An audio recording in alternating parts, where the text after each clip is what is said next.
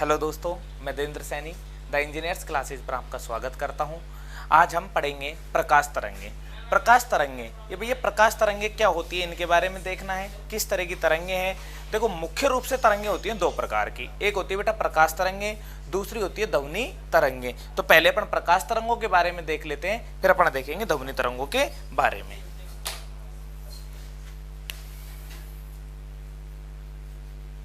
प्रकाश तरंगे,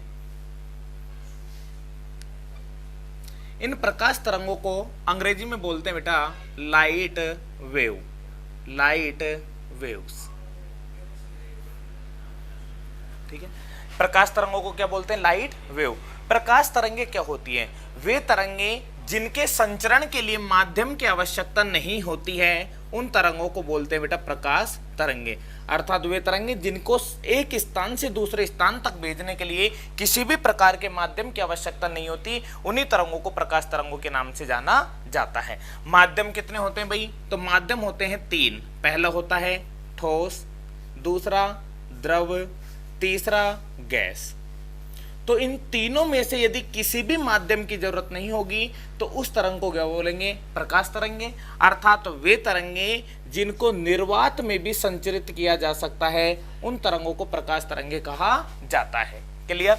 अर्थात मैं इस चीज को ऐसे भी कह सकता हूं, मतलब लिखने के लिए दोस्तों अपन क्या लिखेंगे? वे तरंगे जिनके संचरण के लिए माध्यम की आवश्यकता नहीं होती है, अर्थात जिन्हें निर्वात में भी संचरित किया जा सकता है, प्रकाश तरंगे कहलाती है। क्लियर? निर्वात में संचरित होंगी उन तरंगों को प्रकाश तरंगे। तो गुरुजी क्या ध्वनि तरंगे निर्वात में संचरित नहीं होती? तो भैया ध्वनि तरंगे निर्वात में संचरित नहीं होती है। ध्वनि तरंगों के संचरण के लिए माध्यम की आवश्यकता होती है। ध्वनि तरंगे वो तरंगे जिनके संचरण के लिए माध्यम की आवश्यकता होती है। अब अपन देखेंगे कि यदि एक फेमस क्वेश्चन है बेटा ध्वनि तरंगों के ऊपर, यदि चंद्रमा पर बम विस्फोट कर दिया जाए, किस पे? चंद्रमा पर, तो आवाज सुनाई नहीं देती। क्यों? क्योंकि वहां पर वायुमंडल नहीं है। रेलवे का फेवरेट क्वेश्चन है दोस्तों, यदि चंद्रमा पर बम विस्फोट किया जाए तो आवाज सुनाई नहीं देती। क्यों? क्योंकि वहां पर वायुमंडल नहीं है। तो अपन पढ़ते हैं पहले प्रकाश तरंगों को। प्रकाश तरंगे वो तरंगे जिनके संचरण के लिए माध्यम की आवश्यकता नहीं होती, प्रकाश तरंगे कहलाती हैं। तो देखो बेटा, इन तरंगों को समझने के लिए सबसे पहले प्रकाश के सबसे बड़े स्रोत के पास जाना पड़ेगा, और उस स्रोत का नाम है सूर्य। ये रहा भाई सूर्य भगवान। जितनी ज्यादा स्माइल करेंगे प्रकाश तरंगे उतनी ही ज्यादा आएगी। ये लो भाई, प्रकाश तरंगों का सर्वाधिक स्रोत कौन है? सूर्य। सूर्य हमें प्रकाश देता है बेटा। क्या देता है? प्रकाश। सूर्य का प्रकाश जो है पृथ्वी पर कैसे आता है? बिल्कुल लंबवत आता है बेटा। कैसे आता है? लंबवत। सूर्य का प्रकाश पृथ्वी के लंबवत गति करता है, और जो तरंगे माध्यम के लंबवत गति करती हैं, उन्हीं तरंगों को बोलते हैं बेटा अनुप्रस्थ तरंगे। कौन सी तरंगे? अनुप्रस्थ। तो जो माध्यम के समांतर गति करती है वो कौन सी? अनुदैर्ध्य। उदाहरण क्या है? ध्वनि तरंगे।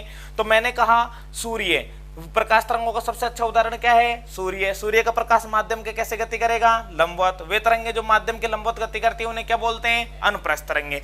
दोस्तों इसकी जो पीडीएफ फाइल है वो मैं आपको नीचे लिंक दे दूंगा, उस पर मिल जाएगी। ठीक है, तो देखो ये प्रकाश तरंगे जो है वे माध्यम के लंबवत गति करती है, इसी कारण अनुप्रस्थ तरंगे कहते हैं। सूर्य का प्रकाश पृथ्वी तक पहुंचने के लिए एक विधि का सहारा लेता है बेटा। किसका सहारा लेता है? एक विधि, और उस विधि का नाम होता है विकिरण विधि। कौन सी विधि? विकिरण विधि।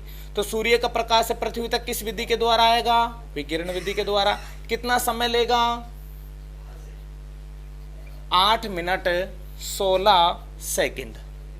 लेकिन दोस्तों ये आंकड़ा जो है ये आपके रेलवे के एग्जामों में नहीं मिलेगा, वहां पर आएगा 499 सेकंड। हाल ही में ग्रुप डी का एग्जाम हुआ था, उसमें सीधा सीधा क्वेश्चन आया था सूर्य का प्रकाश पृथ्वी तक पहुंचने में कितना समय लेता है? 499 सेकंड। गुरुजी 8 मिनट 16 सेकंड, 8 मिनट 8 चौके 6 8 8 चिंग 48, 480 प्लस में 16 कितने हो गए भाई? 496। गुरुजी 496 सेकंड आनी चाहिए, लेकिन रेलवे क्या देता है बेटा? 499 सेकंड। ठीक है, अब देखो अपने को पूरी प्रकृति पर सबसे ज्यादा प्रकाश कौन देता है? सूर्य देता है। प्रकृति में ऊर्जा का सबसे बड़ा स्रोत कौन है? ऊर्जा का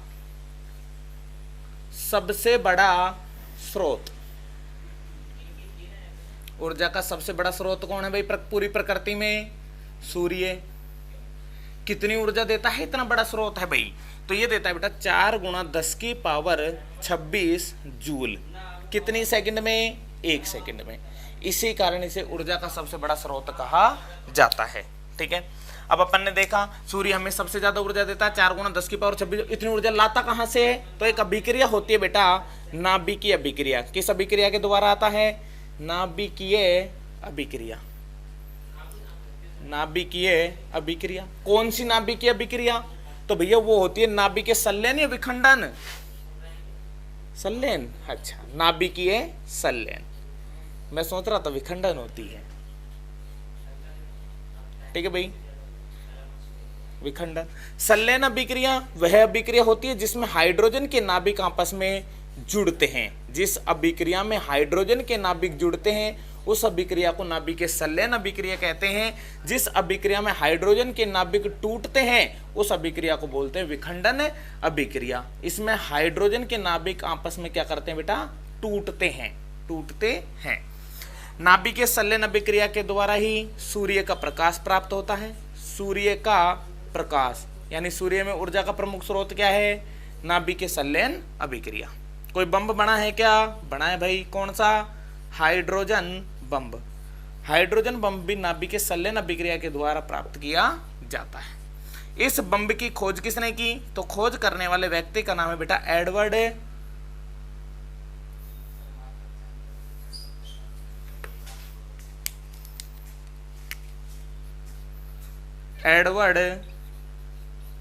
टेलर। बेटा 2 होते हैं, एक एडवर्ड टेलर, एक एडवर्ड जेनर। आपने नाम सुना होगा एडवर्ड जेनर। बेटा एडवर्ड जेनर ने खोज की थी टीके की। प्रथम टीका खोजने वाला जो व्यक्ति था, जो वैज्ञानिक था, वो था एडवर्ड जेनर। और ये टीका था किसका? चेचक का। चेचक का। ठीक है, अब देखते हैं नाभिकीय विखंडन। एक बम बनता है बेटा परमाणु बम। परमाणु बम। परमाणु बम किस अभिक्रिया पर बनता है भाई? नाभिकीय विखंडन। क्लियर। परमाणु बम की खोज किसने की? ओटो होन ने। ओटो होन ने। देखो बेटा मैंने कहा प्रकाश तरंगे वो तरंगे जिनके संचरण के लिए माध्यम की आवश्यकता होती है। सूर्य का प्रकाश माध्यम के कैसे गति करेगा? लंबवत। यानी पृथ्वी के कैसे गति करेगा? लंबवत। जो तरंगे पृथ्वी के लंबवत गति करती है उन तरंगों को क्या बोलते हैं? अनुप्रस्थ तरंगे। ये सूर्य का प्रकाश पृथ्वी तक किस विधि के द्वारा आता है? विकिरण विधि। कितने समय में आएगा? 499 सेकंड में। प्रकृति में ऊर्जा का सबसे बड़ा स्रोत क्या है? तो सबसे बड़ा स्रोत क्या है बेटा? सूर्य। कितनी ऊर्जा देता है? 4 × 10⁻26 जूल। कितनी दिन में? दिन में नहीं भाई, 1 सेकंड में। इतनी ऊर्जा लाता कहां से? नाभिकीय अभिक्रिया। कौन सी नाभिकीय अभिक्रिया? तो वह है बेटा नाभिकीय संलयन अभिक्रिया। नाभिकीय संलयन अभिक्रिया क्या होती है गुरुजी? तो ये होती है बेटा वह अभिक्रिया जिसमें हाइड्रोजन के नाभिक आपस में जुड़ते हैं, उस अभिक्रिया को नाभिकीय संलयन अभिक्रिया कहते हैं। क्लियर। जैसे सूर्य का प्रकाश किस अभिक्रिया से बनता है? नाभिकीय संलयन। और हाइड्रोजन बम किससे बनता है? नाभिकीय संलयन। हाइड्रोजन बम की खोज किसने की? एडवर्ड टेलर ने। गुरुजी हमने तो एक अभिक्रिया का नाम और सुना है, उसका नाम होता है नाभिकीय विखंडन। क्या नाम है? नाभिकीय विखंडन। तो उसके बारे में बताओ। बिल्कुल बताएंगे भाई। नाभिकीय विखंडन अभिक्रिया वह अभिक्रिया जिसमें हाइड्रोजन के नाभिक टूटते हैं। जिसमें टूटते हैं उसे क्या बोलते हैं? विखंडन। इसका कोई उदाहरण है भाई? कौन सा बम? परमाणु बम। परमाणु बम की खोज किसने की? ओटो होन ने। आज तक कभी परमाणु बम को चलाया गया है क्या? चलाया गया भाई।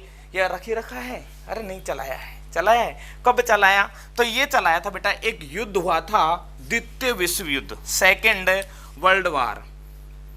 Second world war.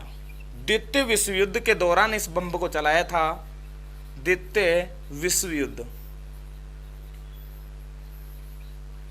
किसने चलाया? सोनलाल ने? नहीं भाई, इसे चलाया था यूएसए ने। किसने? यूएसए ने। किस पे चलाया? जापान पे। कितने शहरों को उड़ाया? 2। नाम क्या है? हिरोशिमा और नागासाकी। हिरोशिमा और नागासाकी कब चलाया? तो ये चलाया बेटा 6 अगस्त 1945। इंपोर्टेंट क्वेश्चन है बेटा, यदि आप रेलवे की तैयारी कर रहे हो तो बहुत इंपोर्टेंट क्वेश्चन है। हिरोशिमा और नागासाकी 6 अगस्त 1945 और 9 अगस्त 1945। गुरुजी एक ही चला देता, दो दो उनकी काय जरूरत थी? तो देखो बेटा, ये जो बम था इसका नाम था लिटिल बॉय। क्या नाम था? Little boy. लिटिल बॉय ये चला था 6 अगस्त को। 9 अगस्त को जो चला उसका नाम है बेटा फैट मैन। क्या नाम है? Fat man. पहले लिटिल बॉय छोटा बच्चा चलाया, छोटे बच्चे से प्रभाव नहीं हुआ तो फैट मैन मोटा बच्चा चलाया। कितने दिन के अंतर में? 3 दिन के अंतर में, 6 अगस्त और 9 अगस्त की डेट याद रख लेना भाई।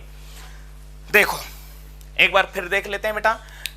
प्रकाश तरंगे वो तरंगे जिनके संचरण के लिए माध्यम की आवश्यकता होती है, प्रकाश तरंगे कहलाती है। प्रकाश तरंगों के संचरण के लिए माध्यम की आवश्यकता नहीं होती, अर्थात इन्हें निर्वात में भी संचरित किया जा सकता है। ये तरंगे माध्यम के कैसे गति करेगी? लंबवत। जो तरंगे माध्यम के लंबवत गति करती है क्या कहलाती है? अनुप्रस्थ तरंगे। सूर्य का प्रकाश पृथ्वी तक किस विधि के द्वारा आता है? विकिरण विधि। कितना समय लेता है? 499 सेकंड। प्रकृति में ऊर्जा का सबसे बड़ा स्रोत क्या है? तो सबसे बड़ा स्रोत कौन है? सूर्य। कितनी ऊर्जा देता है भाई? 4 × 10⁻26 जूल। कितनी देर में? 1 सेकंड में। इतनी ऊर्जा लाता कहां से? नाभिकीय अभिक्रिया। कौन सी नाभिकीय? तो वो है नाभिकीय संलयन। संलयन अभिक्रिया वह अभिक्रिया जिसमें हाइड्रोजन के नाभिक जुड़ते हैं। सूर्य का प्रकाश इसी अभिक्रिया से बनता है, हाइड्रोजन बम भी इसी अभिक्रिया से बनता है। एडवर्ड जेनर, एडवर्ड टेलर नाम याद रखना दोस्तों, कहीं कंफ्यूज ना हो जाओ। इसके बाद में नाभिकीय विखंडन अभिक्रिया वह अभिक्रिया जिसमें हाइड्रोजन के नाभिक टूटते हैं। क्लियर? जिसमें टूटेंगे उसे विखंडन बोलेंगे। इस पर बम बनेगा परमाणु बम। परमाणु बम की खोज किसने की? ओटो हॉर्न ने। अब मैं बात करता हूं ओटो हॉर्न। तो ओटो हॉर्न ने इस बम को बना दिया, इस बम को लैब में रख रखा है, चलाया है भाई? चलाया है। कितनी बार? 1 बार। कौन से विश्व युद्ध में? द्वितीय विश्व युद्ध में। किसने चलाया? यूएसए ने। किस पर चलाया? जापान पे। कितने शहरों को उड़ाया? 2। Hiroshima, Nagasaki. 6 अगस्त, 9 अगस्त। Little boy, fat man. Clear दोस्तों?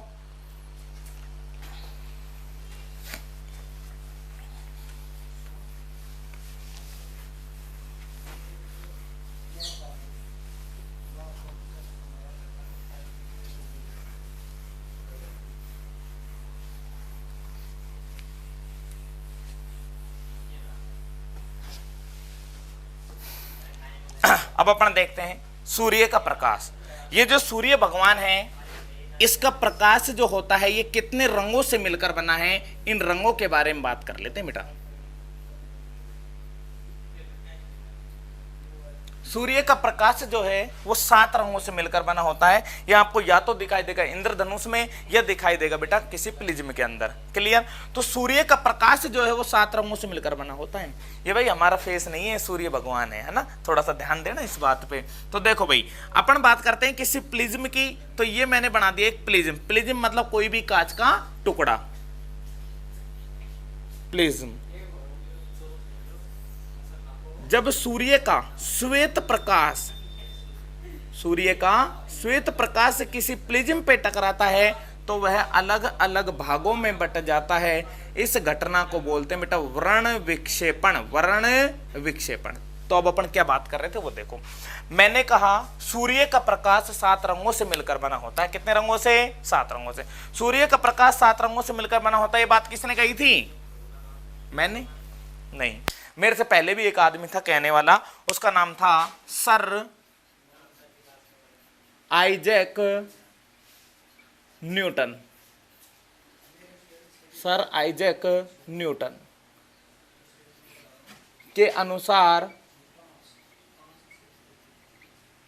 सूर्य का प्रकाश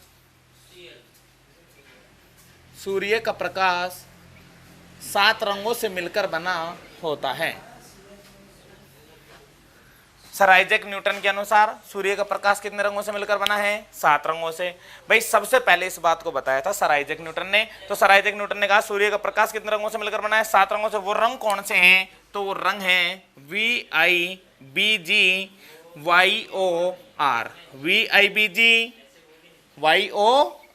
VIBGYOR। तो देखो बेटा VIBGYOR। सर आइजैक न्यूटन के अनुसार सूर्य का प्रकाश कितने रंगों से मिलकर बना है? 7। पहला है VIBGYOR। तो V का मतलब होता है बेटा वोयलेट। क्या होता है? वोयलेट। वोयलेट यानी बैंगनी। I का मतलब है इंडिगो। I का मतलब क्या है बेटा? इंडिगो। इंडिगो यानी जामुनी।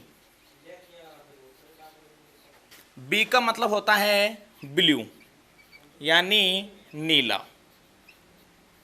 G का मतलब होता है ग्रीन यानी हरा। Y का मतलब येलो यानी पीला। O आप जानते हो बेटा ऑरेंज, नारंगी। R का मतलब रेड यानी लाल। तो सर आइजैक न्यूटन के अनुसार सूर्य का प्रकाश कितने रंगों से मिलकर बना है? 7 रंगों से। वो रंग कौन से हैं? VIBGYOR। एक दो बार पढ़ोगे, रिपीट करोगे तो याद हो जाएगा। बोलो VIBGYOR, VIBGYOR, VIBGYOR। V का मतलब वोयलेट, I का मतलब इंडिगो, B का मतलब ब्लू, G का मतलब ग्रीन, Y का मतलब येलो, O का मतलब ऑरेंज और R का मतलब रेड। रेड मींस लाल। इन 7 रंगों में जब हम आगे की ओर जाते हैं तो इनमें प्रकीर्णन क्षमता का जो मान है वो क्या होता है बेटा? घटता है। लेकिन मैं आपको इसका एक बेसिक कंसेप्ट बता देता हूं, शानदार तरीका बता देता हूं। इन 7 रंगों में आगे की ओर जाने पर तरंग दैर्ध्य का मान क्या होता है बेटा? बढ़ता है। प्रकीर्णन क्षमता घटती है, ऊर्जा घटती है, भेदन क्षमता घटती है, अपवर्तनांक घटता है। कुल मिला के इन 7 रंगों में आगे की ओर जाने पर तरंग दैर्ध्य का मान बढ़ता है और सभी का मान घटता है। क्वेश्चन आता है बेटा, बहुत फेमस क्वेश्चन है कि सबसे ज्यादा प्रकीर्णन क्षमता किस रंग की है? तो देखो आगे की ओर जाएंगे प्रकीर्णन क्षमता क्या होगी? कम। तो सबसे कम प्रकीर्णन क्षमता किसकी? लाल रंग की। लाल रंग सबसे कम फैलेगा। लेकिन सबसे ज्यादा किसकी? बैंगनी। सबसे ज्यादा बैंगनी, सबसे कम ये रही हुई। अब क्वेश्चन आ गया सबसे ज्यादा तरंग दैर्ध्य किसकी? तो तरंग दैर्ध्य किसकी ज्यादा है बेटा? सबसे ज्यादा लाल की। सबसे कम किसकी? बैंगनी की। अब ऑप्शन दे दिया आपको 4 और क्वेश्चन पूछ लिया सबसे ज्यादा प्रकीर्णन क्षमता किसकी है? इन चारों में बताओ बेटा कौन सा है? बैंगनी? गलत। कौन सा? हरा। क्योंकि आगे की ओर जाने पर प्रकीर्णन क्षमता का मान कम हो जाता है। सबसे कम किसकी? हरे रंग की। क्लियर? इस तरह के क्वेश्चन आते हैं बेटा, इनको आपको करना है तो आप देख लो। और मैं इनकी क्वेश्चन शीट आपको अपने टेलीग्राम ग्रुप पे डाल दूंगा, वहां से आप ले सकते हो।